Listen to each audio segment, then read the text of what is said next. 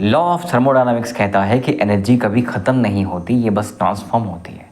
नमस्कार मित्रों, मेरा नाम है ब्रजेश मिश्र। मैं ज्योतिष व विज्ञान का छात्र आपका स्वागत करता हूं आपके अपने ही channel scientific astrology with Brajesh Mishra पर, जहां पर हम वैज्ञानिक और बहुत ही व्यवहारिक दृष्टिकोण से ज्योतिष को, करंट ट्रांजिट्स को, लग्न को, चार्ट को, कुंडली को समझने का और उससे अपने जीवन में क्या बेनिफिट्स ले सकते हैं उसको जानने का प्रयत्न करते हैं।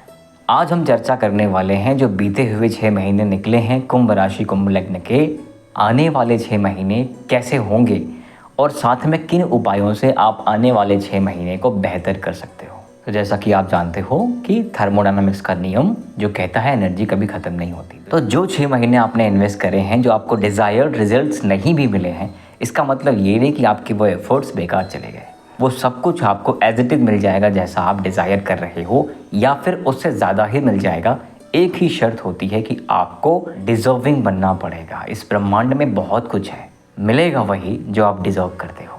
सबसे पहले मैं कंफर्म कर दूं मित्रों कि ये वीडियो मैं लग्न के एस्पेक्ट से बना रहा हूँ। जिन लोगों का कुंभ लग्न है, लेकिन जिनकी कुंभ राशि है, यानी कि चंद्रमा कहीं भी आपके किसी भी घर में बैठा हो लेकिन चंद्रमा बैठा है कुंभ राशि में 11 नंबर पे, वो भी ये वीडियो देख सकते हैं। हालांकि जब मैं एस्पेक्ट की बात करूंगा, दृष्टियों की बात करूंगा, घरों की बात करूंगा, वो आपसे मैच नहीं करेगा। लेकिन जो परिवर्तन स्वभाव में, चरित्र में, मनोस्थिति में होने वाला है, वो इक्वली आप पे इफेक्टिव है। तो साल की शुरुआत में हम सभी ने बड़े बड़े गोल्स बनाए, हम सभी ने उसको बाइफरकेट किया कि इस महीने इतना करेंगे, इस महीने उतना करेंगे। लेकिन कुछ ऐसे कारण हुए होंगे जिनकी वजह से आपने वो एफर्ट्स भी ब्रेक कर दिए होंगे और आपको रिजल्ट्स भी नहीं मिले होंगे। और इस वजह से क्या होता है result? Self doubt, procrastination, laziness, habit खराब हो जाना, डिसिप्लिन बर्बाद हो जाना, आपका सेल्फ टॉक नेगेटिव हो जाना कि यार 6 महीने चले गए, कुछ नहीं हो रहा। एक चीज़ ध्यान दीजिएगा कि 6 महीने चले गए और 6 महीने बाकी हैं। सिर्फ 6 महीने बाकी हैं या अभी 6 महीने बाकी हैं, यह आपका माइंडसेट है। सो जो बीत गई वो बात गई, वो आप बदल नहीं सकते। लेकिन जो आने वाला समय 180 दिन के आसपास का समय है, हर एक सेकेंड, हर एक मिनट, हर एक घंटा अगर आप एफर्ट डालें या पॉजिटिव आउटलुक से देखें तो एक बहुत बड़ा समय है जो कुछ नहीं मिला उसको संभव बनाने की, पॉसिबिलिटी बनाने की। लेकिन अगर आपका सेल्फ डाउट, लेजीनेस, डिसिप्लिन ये सब बर्बाद हो चुका है, आपका सेल्फ टॉक नेगेटिव हो चुका है, आप निराशावादी हो चुके हैं, होपलेसनेस आ गई है, मैं आपसे हाथ जोड़ के एक निवेदन करूंगा कि कृपया उस सेल्फ नेगेटिव टॉक को एलिमिनेट करिए। क्योंकि मनुष्य के हृदय में उत्पन्न हुई निराशा हर संभव वस्तु को असंभव बना देती है। और आपको ये बात बिल्कुल नहीं भूलनी चाहिए कि क्वांटम मैकेनिक्स में समय लीनियर है। प्रेजेंट, पास्ट, फ्यूचर, आज के बाद कल, कल के बाद परसों नहीं आता। 10 साल बाद का गोल भी आप कल अचीव कर सकते हैं, बस फ्रीक्वेंसी मैच होनी चाहिए, वाइब्रेशंस बढ़ानी चाहिए। आपको पता है ना, इस यूनिवर्स में सब कुछ वाइब्रेट कर, everything is energy, wave and particle. जब सब कुछ वाइब्रेट कर रहा है, इस यूनिवर्स का नेचर है मूव करना, एक्सपैंड करना, वाइब्रेट करना। अगर आप रुक जाओगे, मूव नहीं करोगे, एक्सपैंड नहीं करोगे, वाइब्रेट नहीं करोगे, तो यूनिवर्स तो आपका साथ नहीं देगा ना।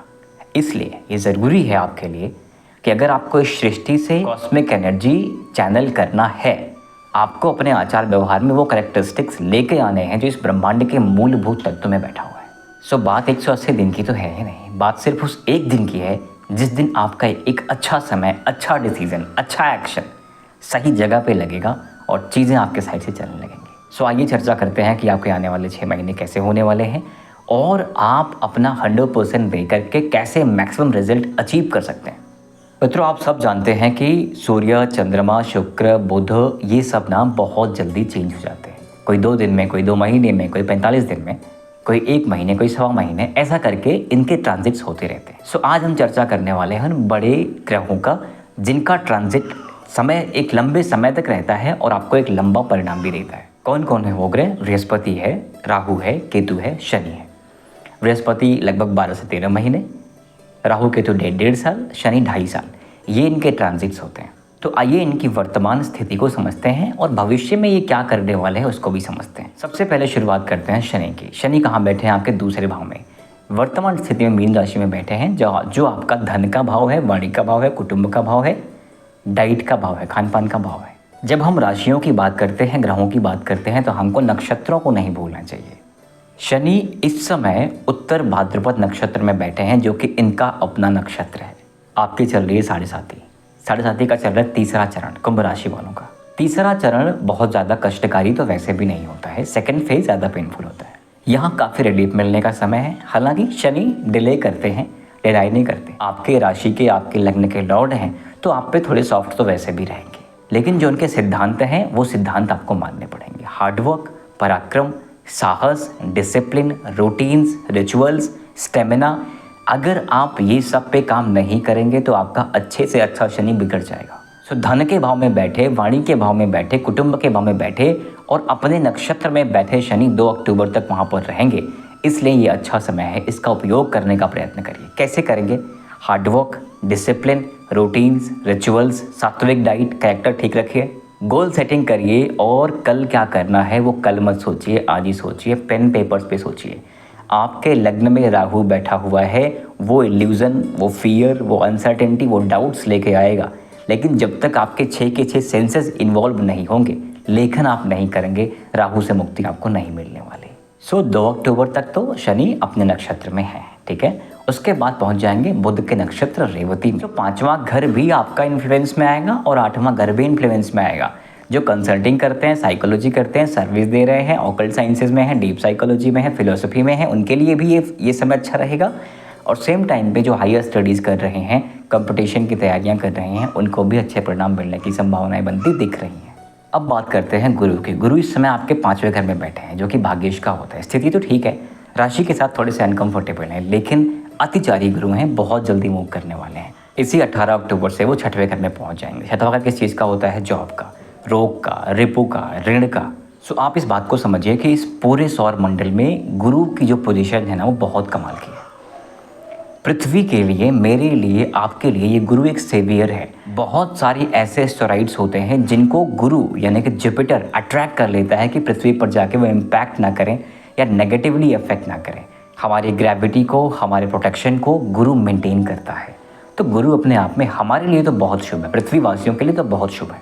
और सौर मंडल में भी, ज्योतिष में भी, पुराणों में भी गुरु को एक बहुत ही विशेष महत्वपूर्ण स्थान प्राप्त है। सो गुरु किसी भी कंडीशन में आपका बुरा नहीं करता है, शुभ हो या अशुभ। शुभ होगा तो बहुत अच्छे परिणाम देगा, अशुभ होगा तो आपको परिणाम ही नहीं देगा, लेकिन फिर भी वो बुरा नहीं करना चाहेगा। ये बिल्कुल आपके माता पिता की तरह है। बच्चा अच्छा हुआ अच्छा लगेगा, बुरा हुआ तो शांत हो जाएंगे। सो 18 अक्टूबर से जब गुरु 6th हाउस में जाएंगे, आपके जॉब को ट्रिगर करेंगे, दृष्टि करियर पे डालेंगे, तो यहाँ पे आपके जॉब में, आपके बिजनेस में, आपके करियर में एक ग्रोथ देखने को मिल सकता है, एक सपोर्ट सिस्टम देखने को मिल सकता है। राहु इस समय कहाँ पे हैं? कुंभ में है। कुंभ मतलब आपके लग्न में बैठे हुए हैं। केतु कहाँ बैठे हैं? बिल्कुल अपोजिट में, आपके शादी वाले घर में, 5वीं राशि में। राहु इस समय 23 नवंबर से पहले अगर आप देखें तो पूर्वा फाल्गुनी में बैठे हैं, जो कि गुरु का नक्षत्र है। गुरु के नक्षत्र में राहु बहुत कंफर्टेबल नहीं होगा, क्योंकि दोनों का नेचर अलग है। गुरु सेवियर है और राहु तो आपको पता है तामसिक ग्रह है। लेकिन फिर भी राहु जो है वो शनि की राशि में है, यथा राहु तथा शनि। अभी तक काफ़ी लोगों को राहु वंडर्स दे चुका होगा और काफ़ी लोगों को नेगेटिवली इम्पैक्ट भी कर चुका होगा।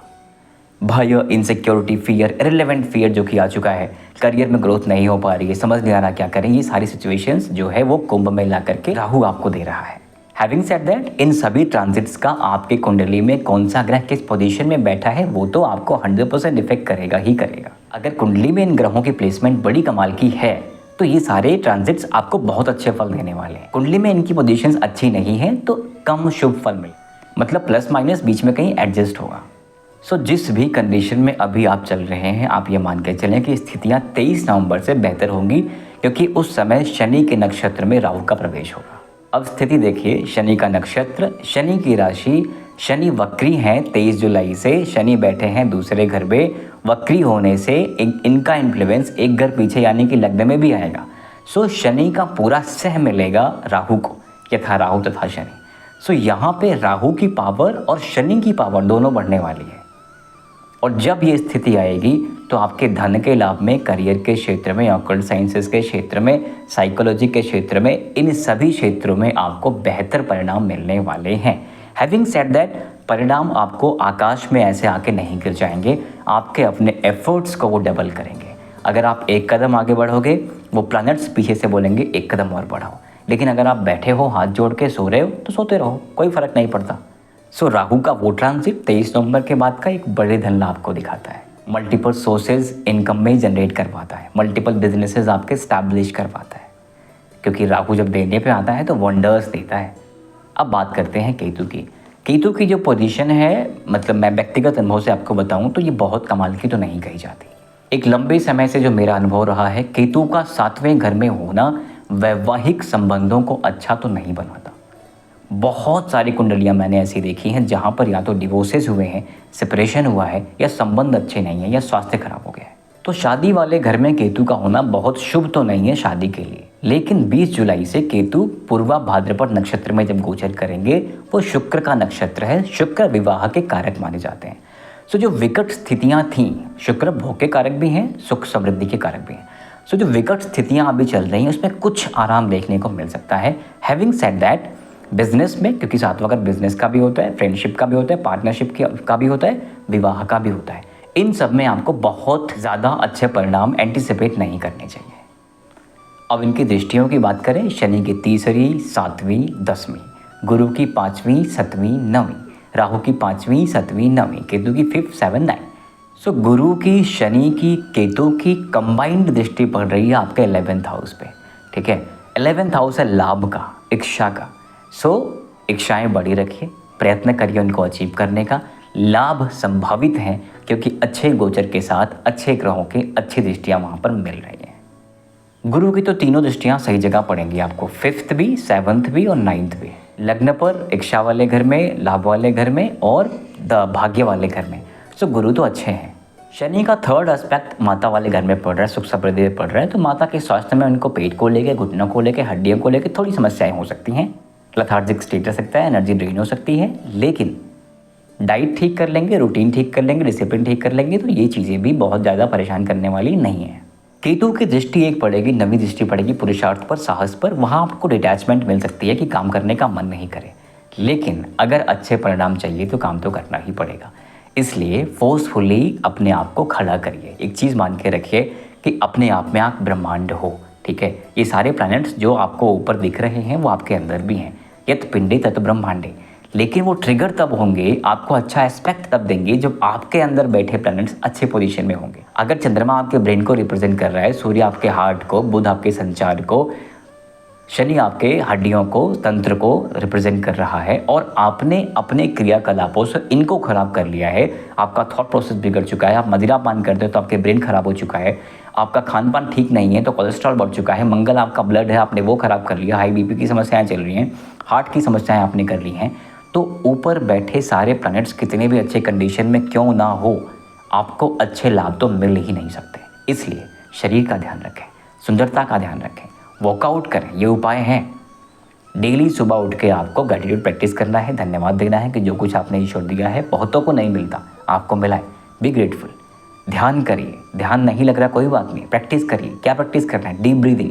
जितना ज़्यादा प्राणवायु आप इनहेल करेंगे, आपके हर ऑर्गन में जितना ज़्यादा ऑक्सीजन पहुँचेगा, उनकी फंक्शनैलिटी उतनी ही अच्छी होगी।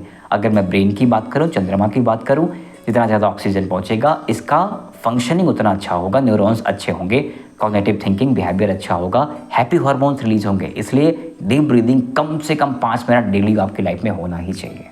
भगवान शंकर को जल देना बिल्कुल मत भूलिए, भगवान सूर्य को जल देना बिल्कुल मत भूलिए। सावन का महीना आने वाला है, रुद्राभिषेक घर में हो जाना चाहिए। एक भगवान शंकर ही हैं जो मल्टीपल डायमेंशंस को एक साथ मॉनिटर कर रहे होते हैं। खान पान सात्विक रखिएगा।